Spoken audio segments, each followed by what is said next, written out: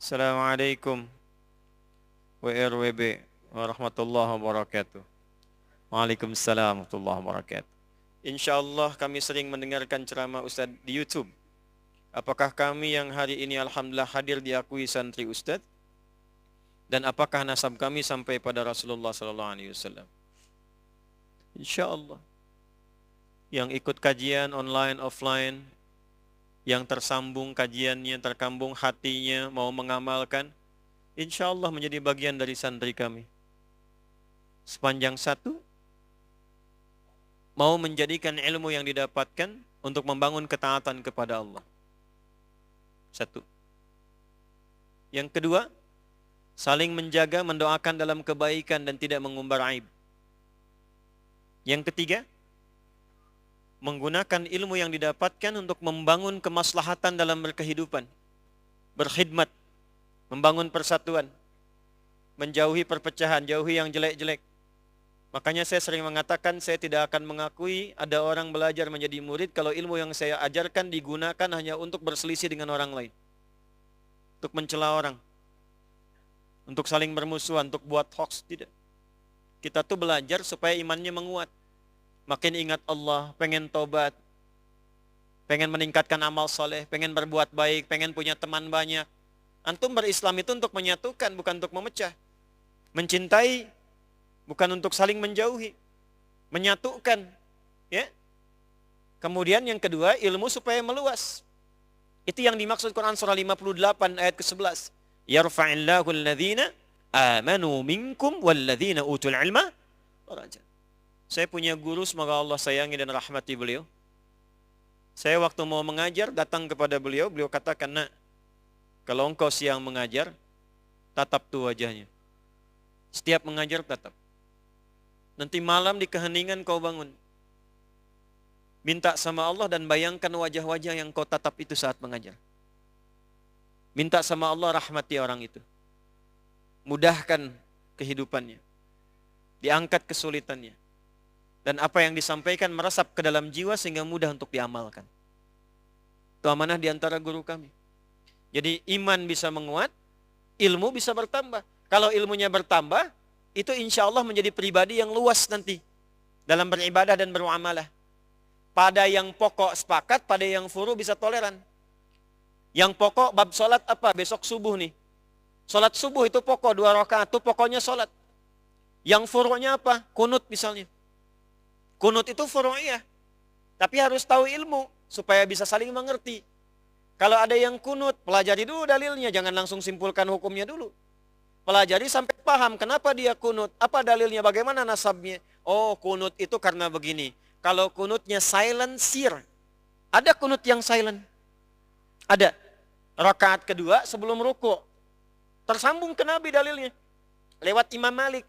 Imam Malik itu lahir di Madinah, tumbuh di Madinah, sampai wafat di Madinah, dikenal dengan imamnya Madinah, Imam Darul Hijrah. Sekarang mazhabnya ada di Afrika Utara kebanyakan. Libya, Tunisia, Maroko sampai nyebrang Mediterania ke Italia, Spanyol. Silent. Jadi dibacanya nggak kencang, makmum dan imam bersamaan sebelum rukuk. Ada yang dikeraskan. Versi ini kemudian dipopulerkan Imam Asy-Syafi'i. Imam Syafi'i itu muridnya Imam Malik. Cuman memilih riwayat yang jahar.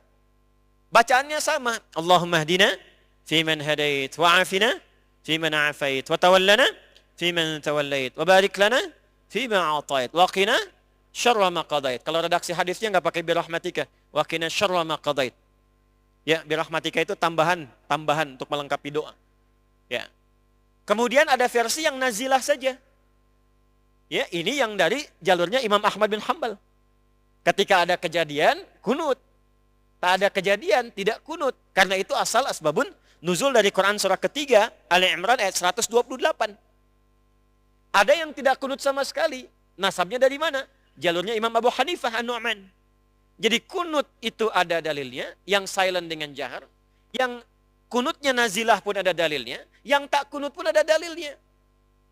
Yang tidak ada dalilnya itu yang tidak sholat subuh. Yang usul tadi. Kalau sudah paham begini, kata ada Syekh Ibnu Utsaimin rahimahullah, Syekh Utsaimin. Itu mazhabnya Hambali. Beliau enggak kunut subuh. Tapi fatwanya apa?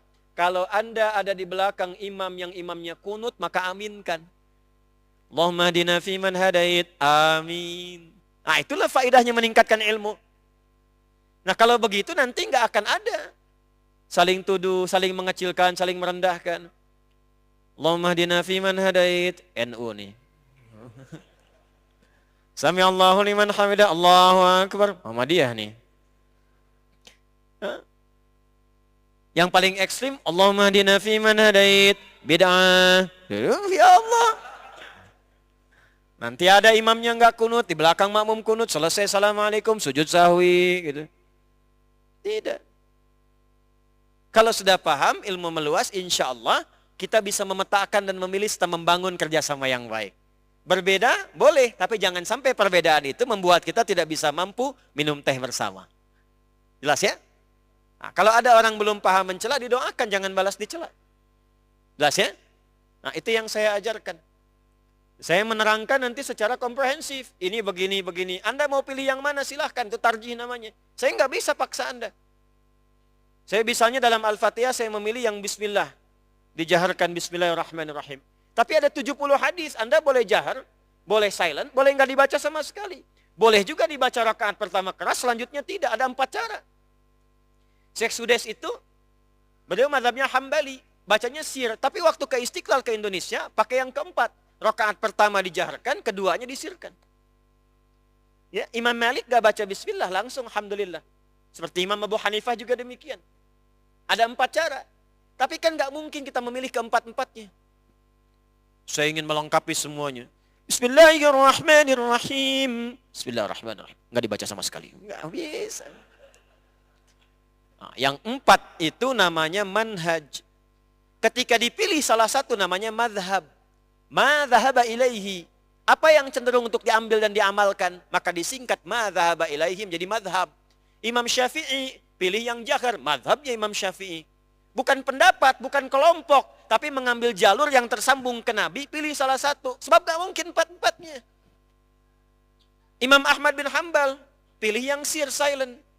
Imam Malik, Imam Abu Hanifah pilih yang gak pakai bismillah, langsung alhamdulillah. Semua ada jalurnya. Yang salah yang tidak salah. Jelas? Nah, jadi tidak ada hubungan dengan ormas di sini. Tidak ada hubungan dengan kelompok-kelompok dan sebagainya. Dipilih boleh, tapi jangan saling merendahkan. Paham? Nah, itu yang belajar dengan saya, nanti saya sampaikannya begitu. Silahkan pilih, tapi saling menghormati sesuai ilmu. Kalau belum tahu, tanyakan. Ya, tak kenal maka ta'aruf. Ya, ta'aruf, tak kenal tak sayang. Ya, kan gak harus kenal istri tetangga langsung sayang kan? Ya, antum nih ya. Hei. Nah ini ya. Boleh jadi santri saya boleh. Ada yang formal boleh. Yang formal itu dari yang lembaga pendidikan KB sampai pesantren. Ada yang formal khusus mulazamah. Setahun itu 20 sampai 25 orang. Tahun ini dibuka akhwat di tempat khusus. Itu kami siapkan tempat. Gak boleh bayar, gak boleh apa-apa. Kami yang siapkan semuanya. Belajar. Nanti dikirim keluar supaya memperdalam. Tahun ini dibuka pendaftaran. Masih sampai akhir pekan ini. Selesai nanti kami seleksi, diterima 25 orang. Dengan saya sepekan, saya langsung kirim ke Mekah untuk belajar dulu sambil umrah. Balik lagi nanti setahun dengan saya. Belajar. Ada yang mira, santri mira. Ikut di online. Silahkan. Nanti setelah pesantren sedikit selesai, nanti bisa ditempati, diundang belajar di sana. Ya, sepekan, weekend belajar, nanti 3 hari pulang, boleh. Makanya dibangunnya sama-sama, makanya wakaf. Saya nggak punya sedikit pun. Aset tidak ada, semua wakaf. Tanahnya, ininya semua. Saya cuma numpang ngajar dan minta sedikit sepetak untuk kuburan di situ. Selebihnya nanti diteruskan sama yang belajar itu. Hidupnya begitu aja.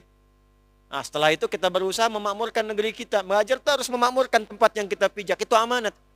Wa idh qala rabbuka lil malaikati inni ja'ilun fil ardi khalifah. Fil ardi kita di Indonesia sekarang. Maka Indonesianya kita bantu makmurkan. Antum kalau muslim punya tanggung jawab itu membantu bangsa ini makmur. Apa profesi Anda? Dosen. Ajarkan mahasiswa supaya pintar bangun bangsa. Anda belajar apa? Jurusan apa? Kimia, fisika sampai keluar jadi ilmuwan. Pulang. Orang beriman itu begitu pulang bangun negerinya. Bangun. Ya. Demikian yang lainnya semua begitu. Dan niatkan untuk ibadah. Kalau semua berniat ibadah, nggak ada kemaksiatan nanti. Yang korupsi, nggak ada. Ya.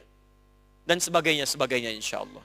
Insya Allah. Semoga Allah berikan kemuliaan pada kita semua.